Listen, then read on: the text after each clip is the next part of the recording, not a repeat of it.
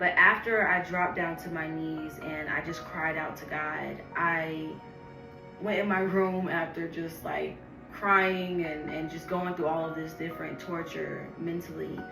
And I just remember hearing God's voice, and I remember him saying, "Is your answer still yes?"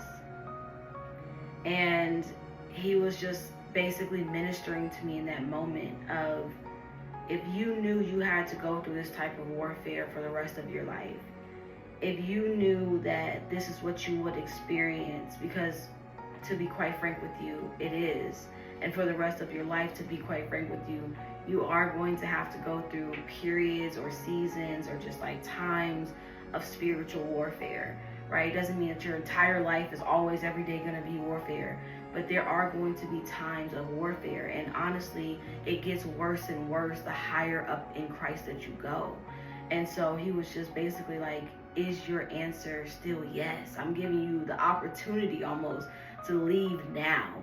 If you can't handle this per se, or if you don't want to deal with this, I'm almost giving you the opportunity to make your own decision and decide now to be able to walk away. But my question to you, and I believe it's his question to whoever is listening to this message, is your answer still yes?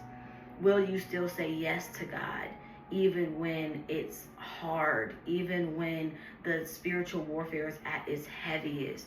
Because at the end of the day, the enemy is going to throw everything that he has at you. And, in that moment, I was able to just really look up to him and say, absolutely, my answer is still yes.